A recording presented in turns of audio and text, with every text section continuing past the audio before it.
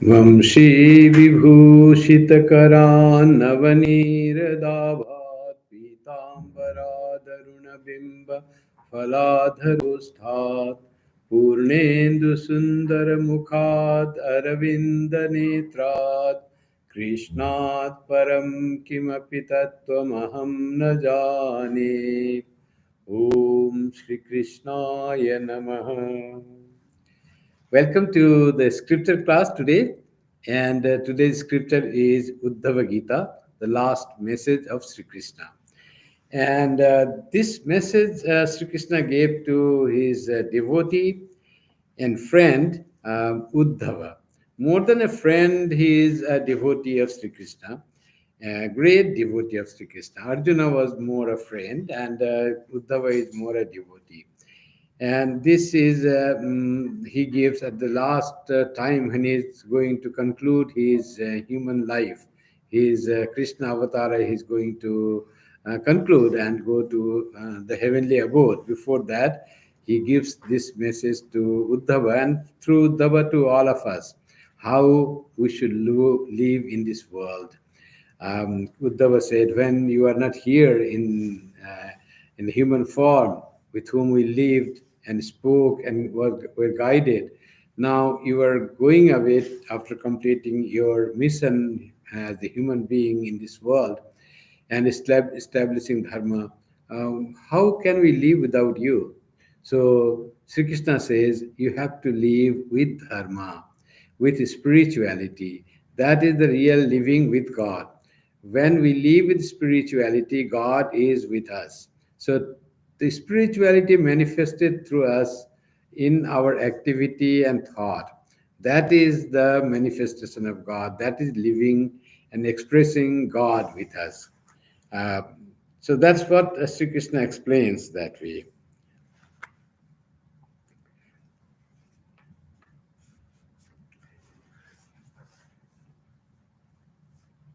Page 87, verse 11 and 12. एवं विरक्त शयन आसनाटनमज्जने दर्शन स्पर्शन घ्राण भोजन श्रवणादिषु न तथा बध्यते विद्वान् तत्र तत्रादयन् गुणान् प्रकृतिस्थो यपि असंसक्तो यथा स्वं Savita नीलः. So here Sri Krishna says you should try to live, O Uddhava, unattached in this world, always unattached, like a wise person, realized person. And he gives the quality of realized person and also the examples of non-attachment from the nature. How in nature these things are unattached, though they perform lot of actions, but they are not attached with their actions. So virakta means you are not attached, not tainted. Runs, virakta comes from vairagya from which word comes from vairagya. Um, Vairagya or dispassionate, unattached. So runs means being colored. So you are with something, you get colored, you get tainted. So then you are not untainted. You are attached, you get attached to the thing. So when you are virakta or practicing vairagya, you are working, but you are not attached. So that is the great teaching of Krishna throughout his life. He taught this anasakti or vairagya or virakti. So in that he said, you work, you very be active in the world, but never get caught in by the attachment. What gets problem in life is the attachment. Attachment makes you selfish. Attachment makes you expecting a lot, and attachment gives all the problems of bondage, ignorance, and it's fruition of all the depression. All those come when we get attached to the thing. So attachment itself is to something that is very temporary, and that is not really doesn't belong to us. Anything in the world doesn't belong to us. We are very free by nature.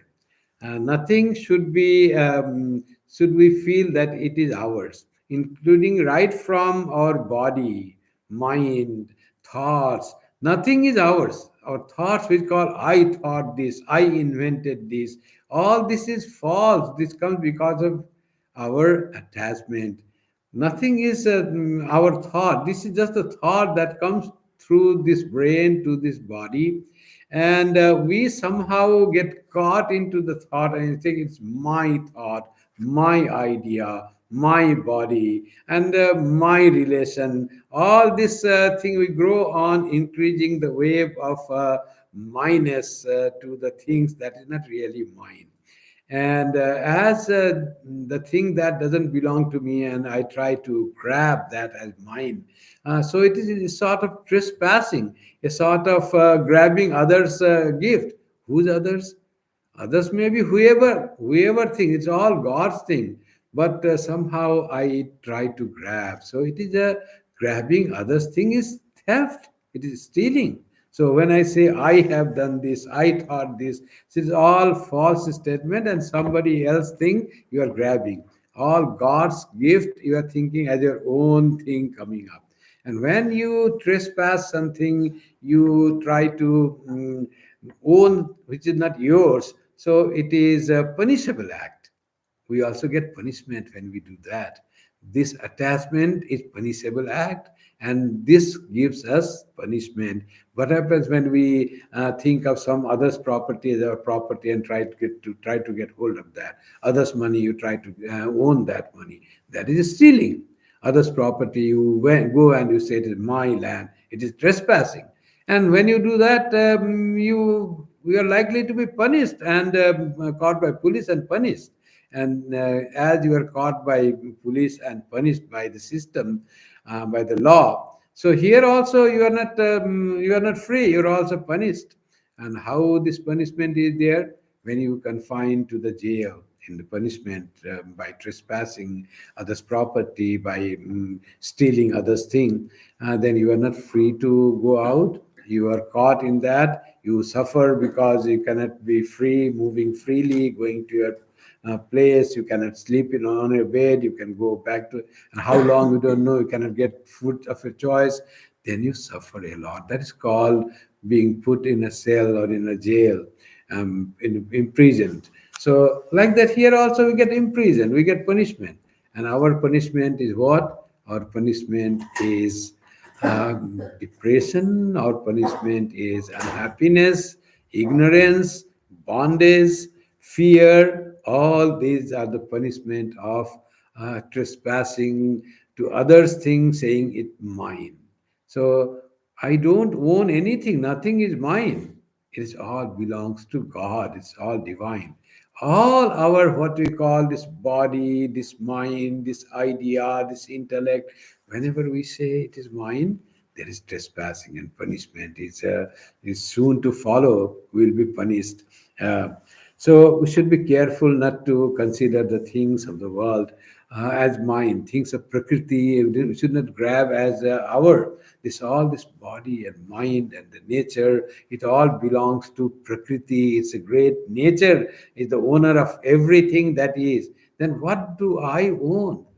I own nothing, and that's why I'm free. When you own anything, you get attached to that and you are bound to that. Because you don't own anything, that's why you're free.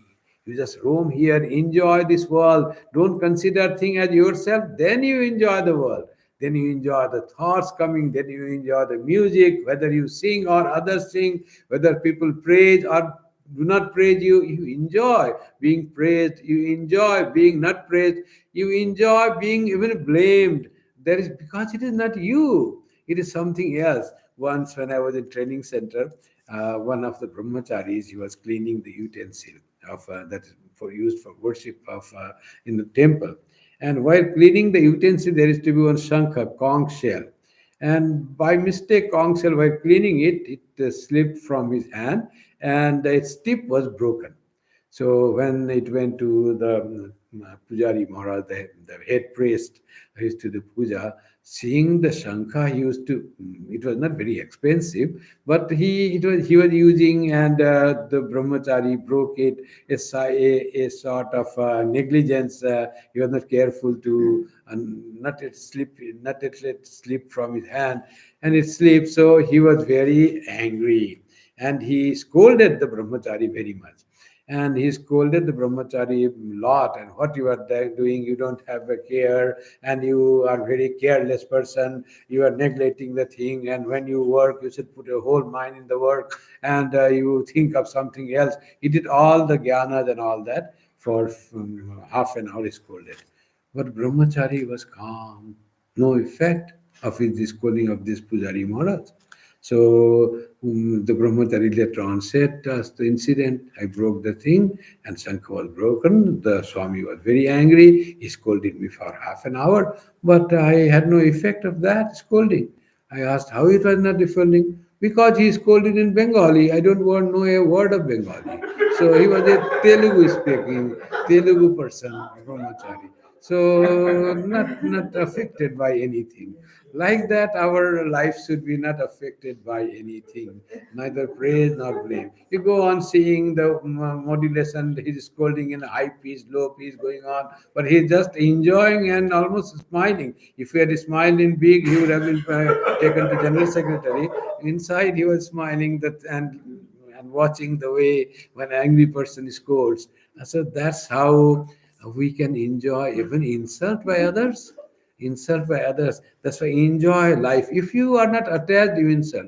If you do something and you own that doing something is really done by you, then you get involved, and the praise you accept. Oh, I have done, that's why I'm being praised. I should be praised. That idea comes, and you becoming somehow. Some people blame you. Then you said, I should not be blamed. Why should person blame me? Like that it comes because you own the thing to yourself. When you don't own, it doesn't matter.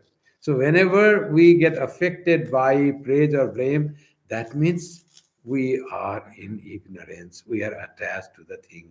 We are not doing it perfectly. We are not at jnani. We are at ignorant. We are at fool. So we don't want to be fool. When somebody says us fool, and we become angry. But that is the fact. So when someone says fool to us because we are fool, if we are not jnani, we are murkha. A murkha is fool. So if we do not get affected by the praise or blame, then we are becoming jnani. And when we are becoming affected by, when we hear fool or words of insult, then we are really a fool, and we should not be. Then it proves that we are fool, and the person is saying the right statement is correct. So we have to understand that way. This thing, the Sri Krishna explains very well in this verse. Uh, Evam virakta, don't get attached. Virakta, and attached like that. In what? Gives all the things that our body goes through, all the actions that was good. Shayana, while sleeping. Asana, in sitting. Atana, while walking. Um, Vatana, Majjane, while massaging. Darsana, Sparsana, Ghana, while seeing, touching, smelling. And Bhojana, Shravanadisu, while eating and listening, etc. Don't get attached that I am doing this. Then who is doing? Your body is doing, your senses are doing. Then what I am doing?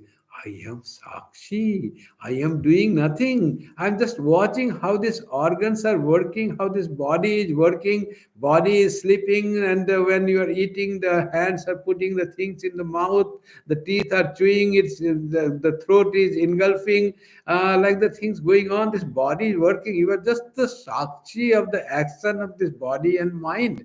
You are not doing anything because you are not the body. Body is something that you perceive, that you experience, and what is experienced is not done by you. You are just a Sakshi. So be detached from the action performed by the body, and don't consider those actions are performed by you, and enjoy the actions, the scenery, the vision, the things going on, great drama going on by this body, which you call your body, by other bodies, we call other body, but all are same, all are different, all are nothing is your body and other body, all are the bodies of the nature created by nature. न तथा बध्यते विद्वान तत्र तन्नादयन गुणान. The vidwan, the wise person, na badhyate, he is not bound, he doesn't get attached by that. Tatrat, tatrat ayan gunan, all these qualities do not. Prakristhopi asamsaktot yatha. Then prakristhopi asamsakto. So these all are in the prakristha, and the person is wise person is asamsakta. He is not attached. He doesn't get identified with anything action that is done. Like what? Yatha, like kham savita anilaha, like kham akasa, sky, and savita. Savita is sun, and anila is air. Three examples from nature of detachment. First example is sky. Sky, Swami Vivekananda also gives an example. In the sky, a huge space, there are so many types of clouds going on. Rain clouds, beautiful clouds, they come and go.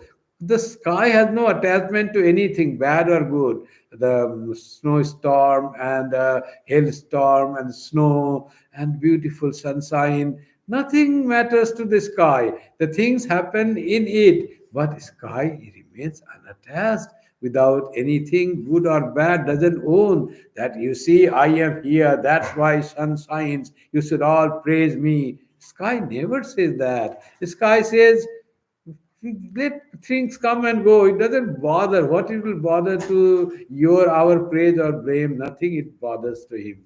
Nothing it cares anything. It is such a huge, vast thing that in it happens everything and doesn't get attached. It comes and goes. Clouds come and go.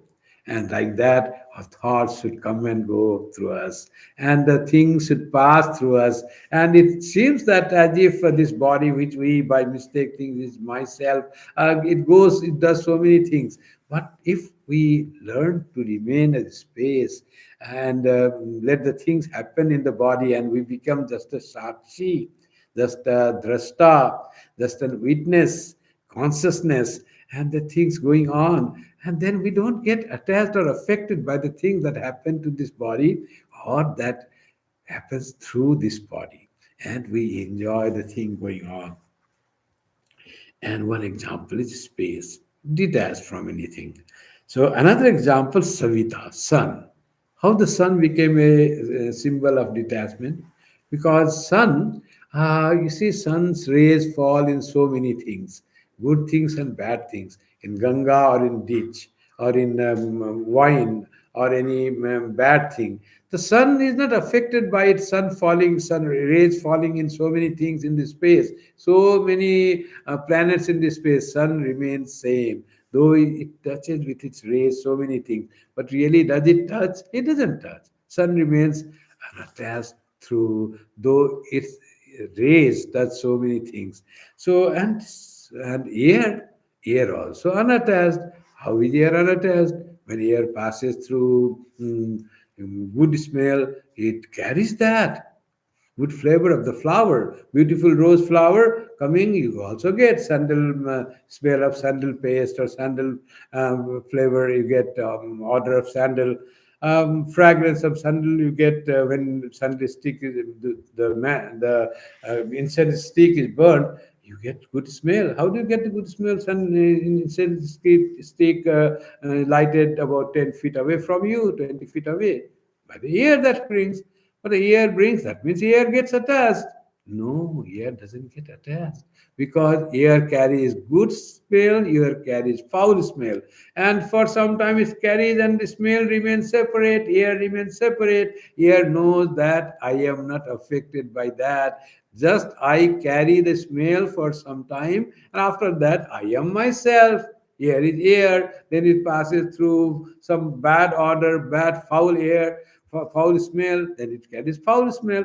But air is not get polluted by that. For some time it seems it is there, but formally or essentially, air is not contaminated by the smell that it carries, by the fragrance that it carries. So, three examples Sri Krishna gives of non-attachment in nature, and exhorts Uddhava and through Uddhava to us not to be attached, not to own the things, and to say that no, I have not done this.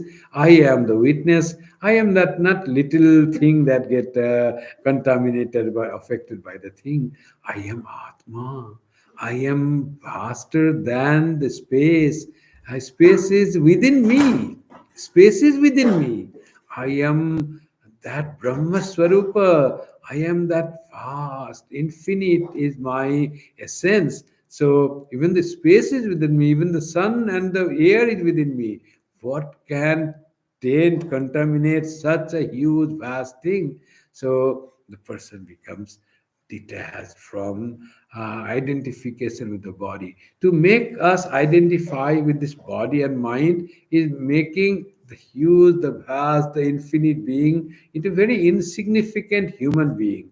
That is degrading ourselves to a highly great degree. We degrade, then we feel ourselves as this body only, and we limit ourselves at the vast being, the pure being, the immortal being. We think and make it mortal, impure, imperfect, helpless, just by our thought or our ignorance. We think that way, and in that process we start suffering because of our attachment and identification with this body, which is part of the prakriti. It has come in the prakriti and it will merge in the prakriti after some time.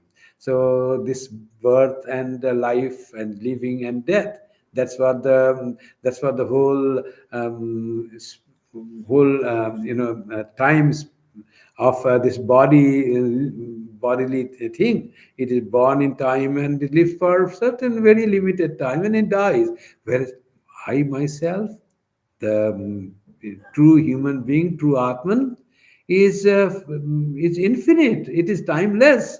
You cannot measure it in time that it is born and it dies.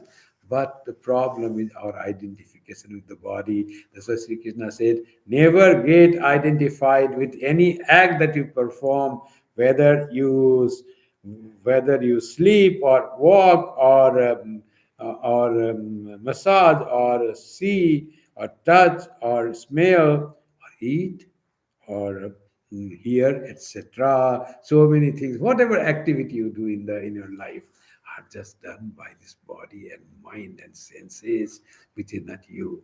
Don't identify with them. Identify with what you truly are. That is the self, the Atman. So, after that, Sri Krishna in verse 13 said, Vaisharadekshaya Sangha Shitaya Chinna Samsaya Pratibuddha Iva Swapnan Nanatvad Vinivartate. What the wise person does, with his doubts dispelled by a clear vision sharpened by non-attachment. The vision, clear vision. Our vision is distorted. That's why we see ourselves as this body. Very much distorted, wrong. Like when you have cataract, you cannot see the thing clearly. You cannot read the thing clearly. So when the vision is clear, you can see, oh, this is the letter. I was reading it as kha. It is in fact swa. So like that it happens. Vision is clear, and then you can see the thing clearly. That's why with doubt dispelled by a clear vision sharpened by non-attachment. When you have cataract, you have to go to ophthalmologist to change, to repair a cataract, to change the lenses. But when you get attached and vision is doubts have come, and then vision is not clear, vision of the truth is not clear, then what you do? Where you go? You sharpen your vision by non-attachment. That non-attachment, anasakti is not owning anything to you, not that you did this. So that anasakti is a great weapon, and this anasakti is sharpens the non-attachment, and by that you have the clear vision and you can see the truth, and you can, then only you can disidentify with the body. And when one has that anasakti, one has the clear vision sharpened by anasakti, he turns away from multiplicity. What happens? Anasakti is mature. He practice anasakti. He turns away from multiplicity. A problem is we are too much involved in varieties, and we see only multiplicity as the reality, and we cannot see oneness in the multiplicity.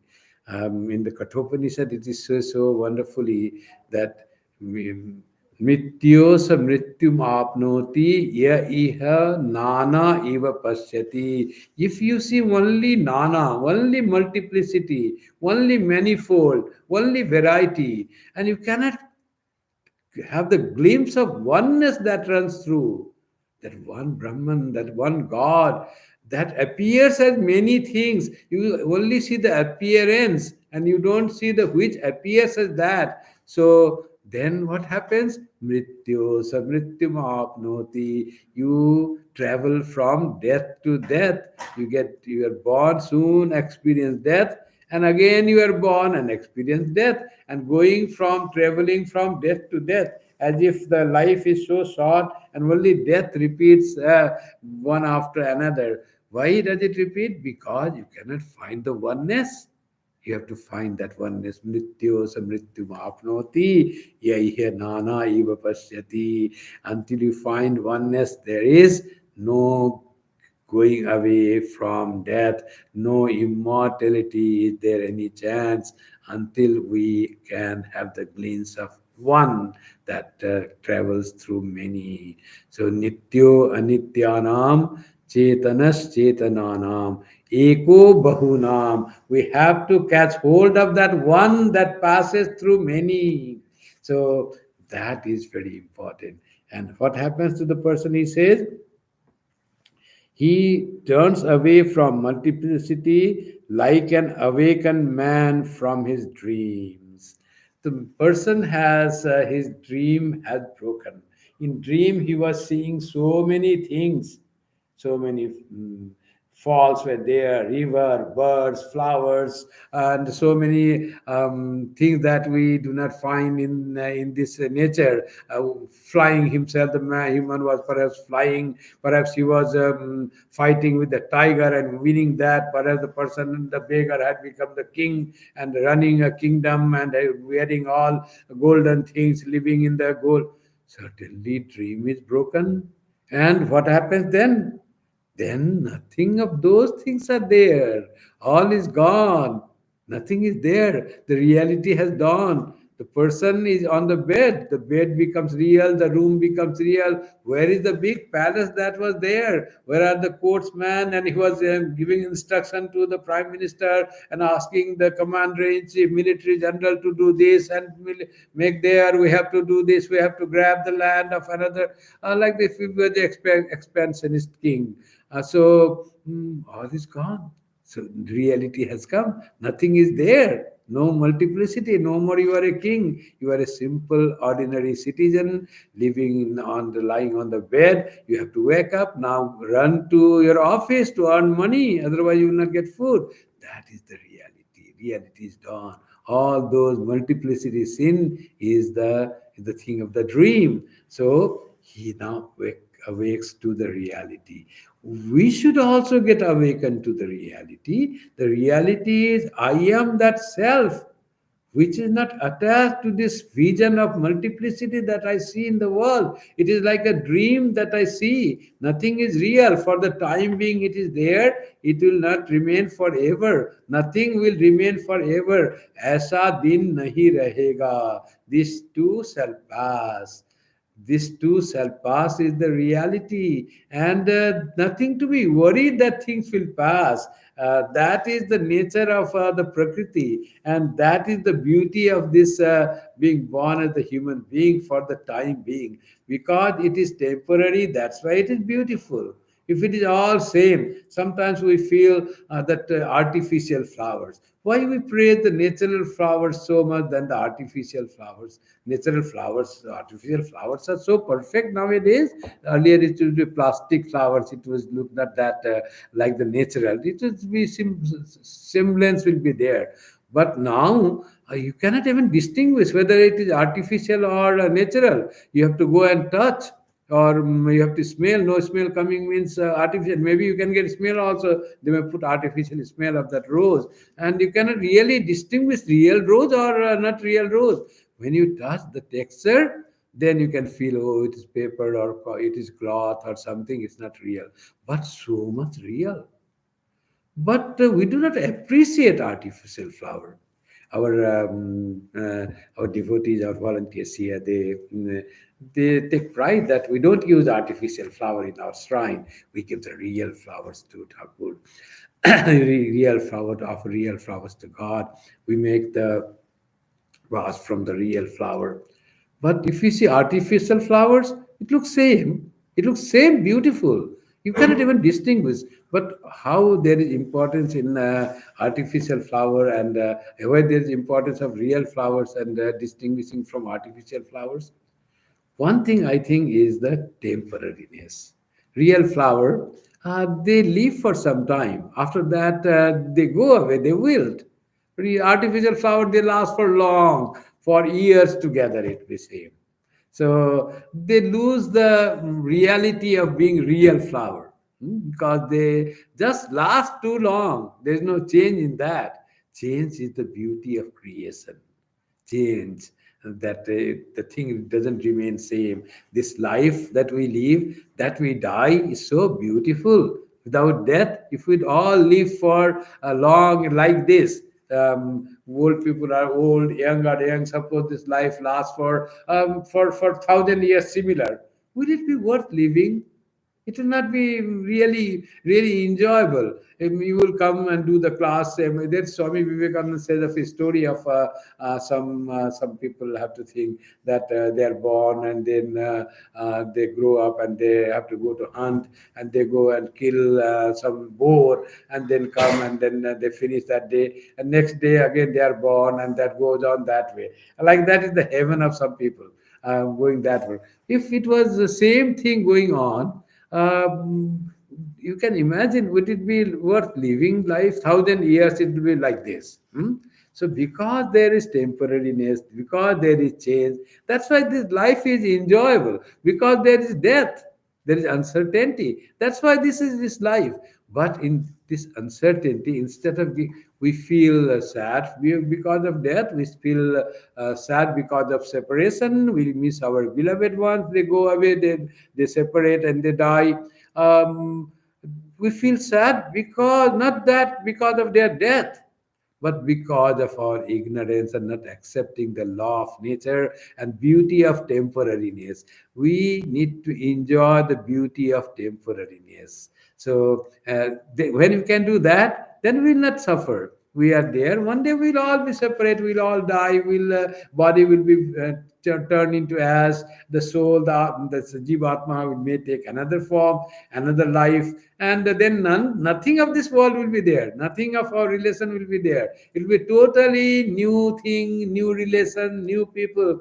As in this life, when we are born, uh, no one we knew in the past life. All are new. Just we got to know each other. We became friends. We find goodness in others. We find love from our parents and sisters and brothers and relations and the neighbors.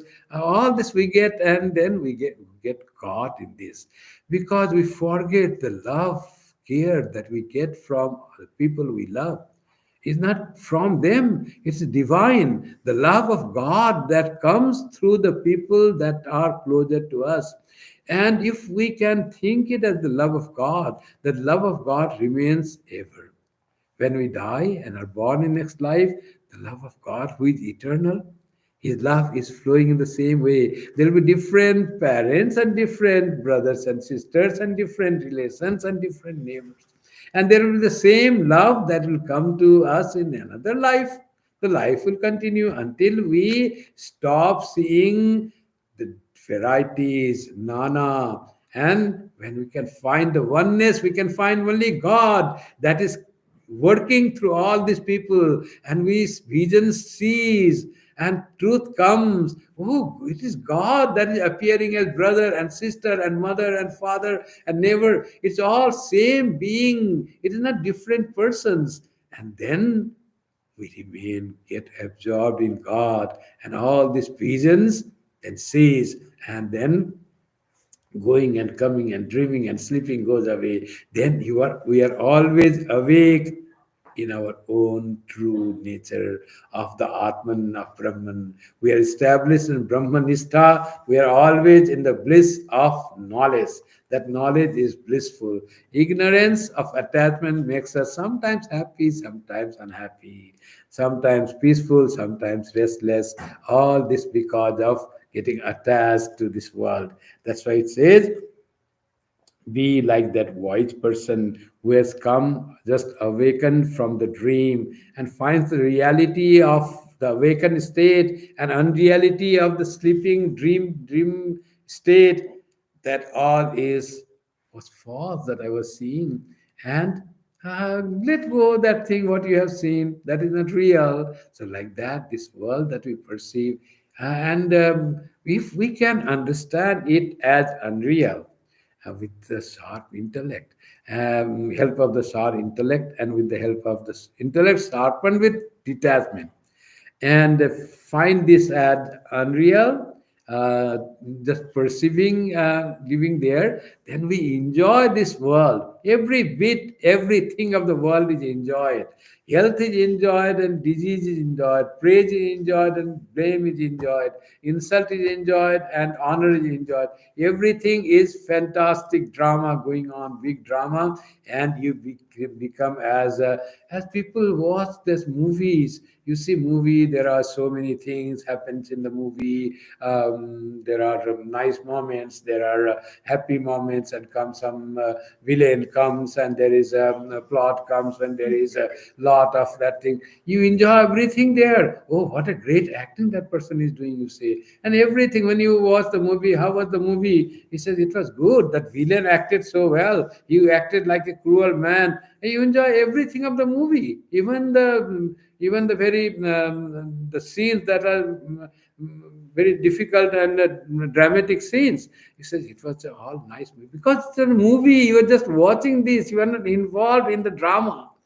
Like that's this drama going on this world. So beautiful drama. Some people so good and like you, some people don't like you, some people hate you. And what a wonderful acting that person does in hating you, blaming you, complaining against you. It's all acting going on. Take it as the acting, as the drama, and then you enjoy everything of the world. That's what Sri Krishna says. Don't get caught. Don't get attached. Don't think it to be the real. It's all just a drama going on. Enjoy this world, that creation that you have fallen. Try to feel yourself as the witness, as the spectator, and see the drama, beautiful drama of the world, and enjoy this temporary. You have like in movie, you go and sit for three hours, 2 hours, 3 hours. Like that, you have come here for certain age. We call which you call 60, 70, 80, whatever is the life. Don't worry for how long is the movie. Some movies, 1.5 hour movies are very beautiful movies. Some 4 hours movies are very boring movies. So life is that like that way. Maybe 80 years living, 85 years, is very boring, and you live for short time, but enjoy your life. Muhurtam jwalitam shreya natu dhuma itam chiram. It is so much important to ablaze, to bring fire and flame for in short time. but you go on smoking for long time, dhumaitam chiram. That is not important. No, fire is not coming. The firewood has been brought, but it was wait. You just try to blow air and try to throw air from your mouth, but it's not coming out because it's only smoke coming, and finally it finishes after a long attempt, long. But for some nice wood, dry wood, it just burns, gives light, nice flames, warmth it gives. Isn't that worth living? So even short life, it is better, and it's good, workful. That is a good life. Why should we try to drag this life? And sometimes we say, we are already done now 80 years, 85 years. Still, after that, where organs are not working, you cannot walk. Now wheelchair, now you're bound. Now finally your system is not working. Now they put some machine, something here called ventilator, and still we are kept in ventilator doing nothing, no chance of coming back. Still we people want to continue in ventilator, even they cannot think. So to not continue in ventilator, they say here you have to write a will. Please do not keep me in life support. Our Swami Swahanandaji had written that. What is the use of extending this life if it is not fruitful, if it is not doing something good to the world? What is there in just extension of life? Extension of life is not worthwhile. Till it is working, okay. When it has to go, let it go, let it go. Then you'll have a new body. When your car is old, would you like to use it until it nothing is working, the tire is being punctured, things are. You don't do that. When it is like giving little trouble, you want to sell that and buy a new one. And here, this body, when it is not working, if it wants to go, don't keep me in its life support system. Let it go. Then you get the body, and the new body. For car, you have to pay so much money, 30,000, 40,000, $50,000. If you want to buy Tesla, you have to pay $100,000. But for to get a new body, no money needed. It is all free. Just you die if you have not the thing. Just, of course, getting new body is not a great joy, but we think that. So you get a new body and a new life begins. You go to primary school and teacher scolds you and goes you, and still you think life is so joyful because you get ice cream. And then you slowly grow, and then you learn and study, and then you don't get job. Oh, so much. Then finally, after a lot of this tension of not getting job for so many years, trying, and you get job. Then you forget all the troubles. Then you got a job, and now you are happy, you earn some money. And then after some time, some problems in the office, colleague problem, this problem, then you fired. Like that goes on in life, and yet you want to continue this life, you want to come back again to this life and again go through all the troubles. So we want that. If we really don't want to do that, then what we have to do, we have to get not attached to this world, and we have to try to see the oneness, the feel ourselves as Shakshi Chaitanya, as a witness, as observing the nature. Enjoy yourself and be in the truth of that. We are not part of this drama. I am the witness of this drama. I am not the player of this drama. Like that, you should think. Verse 14. Yasya survita sankalpaha pranendriya manodhiyam vrittaya sah vinirmukto dehasthopi tadgune. He, the functions of whose pranas, organs, manas, and intellect are free from plans, is indeed free from the attributes of the body, even though he may be in it. So being in it is he feels that he may be in it, not fully realized soul. But there is no plans, means he doesn't own anything done by this manas, buddhi, pranas, and indriyas as done by him. So I will achieve this, I will get this, I will live long, I will do pranayama. What is this? What is this called? Some pranayama things are there. Kapalbhati or anything I will do and will be nothing of that. You don't own anything. So if even you let them do the Kapalbhati and think that it is for the temporariness of this body, let it be done. You enjoy that also temporary. And do not bother much whether you are sick or well. This is the part of this body. It's always something goes on. Shariram Vyadhi Mandiram. Something will be there in the body. Body is a temple of disease. That's what our Subhashita says. Our wisdom is words are spoken. Don't worry for that. So the person who lives in this body, even though he may be in it, he doesn't plan or doesn't own the things done by the body, mind, intellect, and prana and senses as being done by him. It is done by whom? Done by nature. That's why when you think it is done by nature, then you don't get attached to it. Then it really becomes Sri Ramakrishna Arpanamastu or Sri Krishna Arpanamastu. We are taught to do Karma Yoga. Karma Yoga is a way to remain detached, unattached from the karma, from the work. In Karma Yoga, the way to do is you act, you maybe have the ego and attachment while working, but after work is finished, you offer all the work to Sri Krishna. That is, be aware that you were not the doer. Lord, may I not think myself to be the doer. That's why if I have any attachment to the work, Lord, it may be your work. Sri Krishna Panamastu. All work is done by you, O Lord. It is reminding ourselves that it was not done by me. It was done by you. By mistake, I might have thought myself as the doer. So please forgive me for that, and may I remember that I was not the doer. That is what is meant by Sri Krishna Arpanamastu or Sri Ramakrishna Arpanamastu.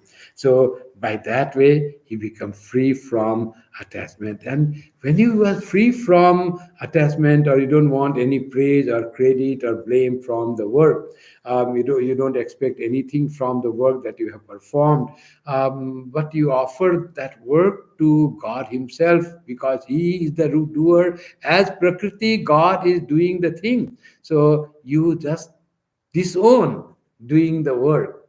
When you say Sri Krishna Arpanamastu, you disown that I have done something. And then you are free from praise or blame. So until we do that, we get caught into the thing. And when we feel that I have done something, we always expect people will say it's good, if they like it, they love me, like that thing. Nobody loves anyone in the world. All love is divine.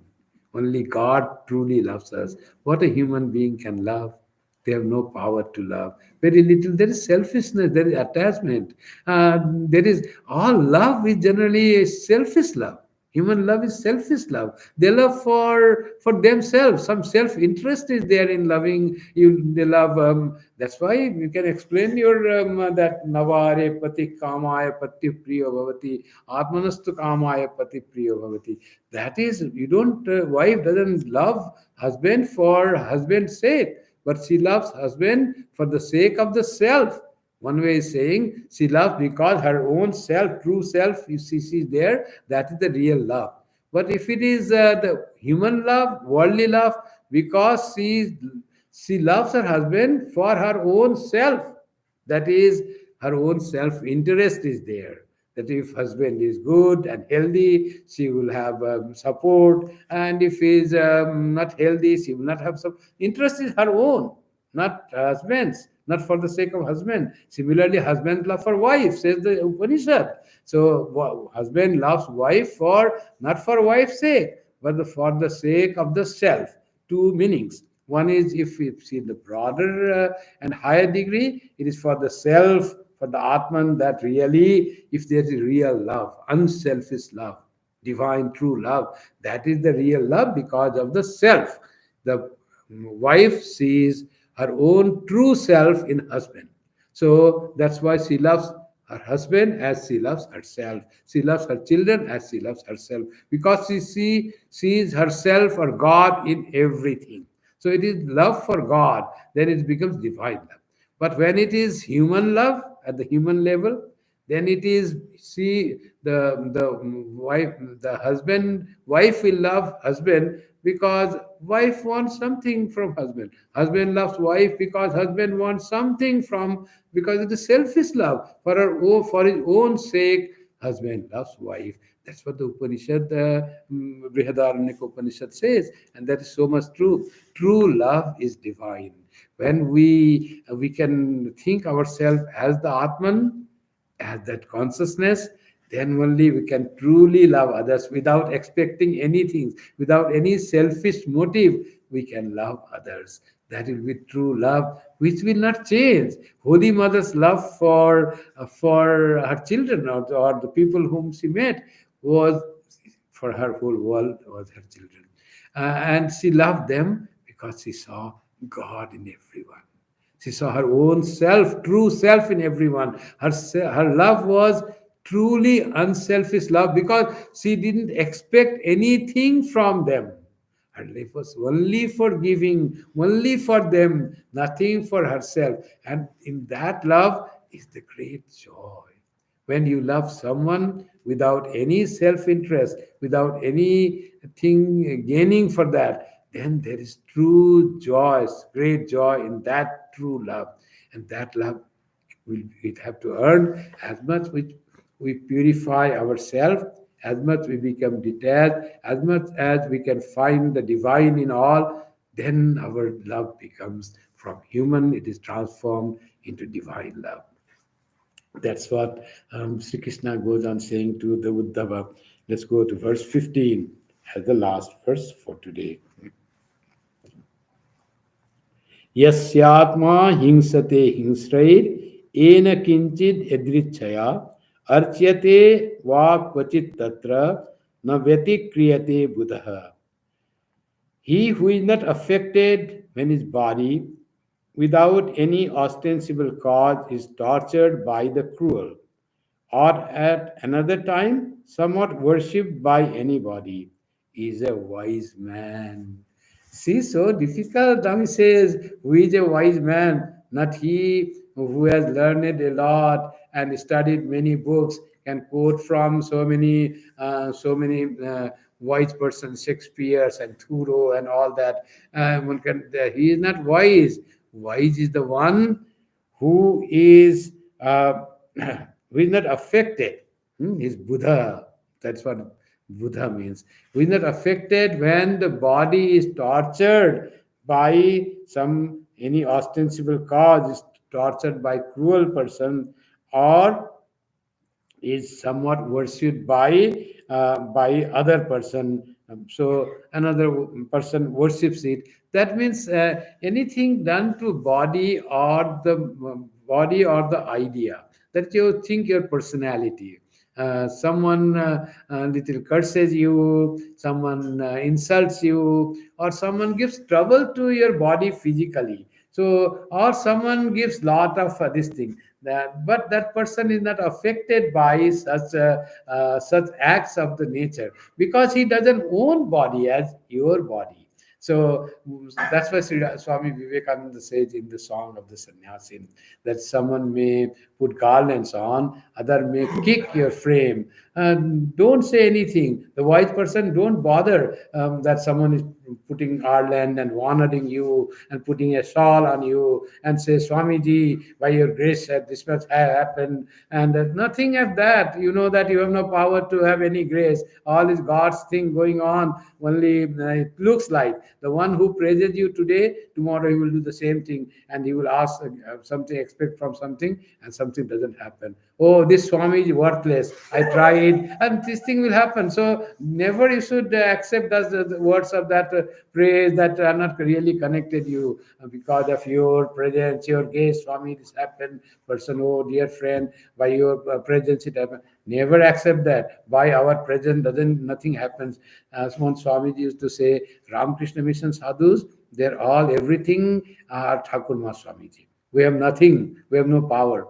And Swami used to say, Ramakrishna Mission sadhus cannot really bless anyone because they have no power to bless. Or power to bless is with Thakurma Swamiji. And also, they cannot curse anyone. And Thakurma Swamiji also doesn't curse. Curse comes from the person himself or herself. So feels like being cursed. Curse doesn't come. So blessing, grace, extra effort, something unnatural happening. If one feels to be like that coming from some Ramakrishna Mission sadhu, really doesn't happen that way. It may happen by the sadhu's prayer to Thakurma Swamiji, and by that Thakurma Swamiji given. If sadhu's prayer Thakurma Swamiji listen, Thakurma Swamiji listen that householder's prayer more eminently. That is something. Today we are reading the Virajananji's that Paramartha Prasanga towards the goal supreme, and that he said clearly that God is more pleased with the spiritual practice of the householders than of the monks and nuns, because householders have so many duty to perform, yet they are devoted so much to God, and their little prayers, oh, he finds time to pray for me. And monks, they gave up all their social responsibility, became a monk, and their only duty is to call upon God. And if they do not pray to God, what they will do? So that is very common to them. That's fine, you are doing, Thakur will say. But this householder, this he said to Narada, no, how my greatest devotee, he said to Narada, he's a farmer in that land in the world. Narada said, how can that be? I repeat Narayana's name always, all the 24 hours, every breath of Narada is to say, Narayana, Narayana, Narayana, Narayana. And he says, my greatest devotee is a farmer. Let me say how much he remembers that God, how much he is attached to God. He went there, the farmer from the morning, he was just spying on it. And his farmer was lying down. He was looking from the window. And Narada waking up. When he will wake up, he doesn't know farmer. Farmers generally wake up early in the morning. And farmer woke up. He said, Narayana. He said, woke up. And then he started working and making things, washed his mouth, and did things for going to land, tilling the land, and making the bullock carts. And an olden time, okay, not the tractor. For now, also it will be tractor, making ready, fueling the tractor, and in future it will be, it is to charge the tractors with electric when the electric tractors will come. That has come.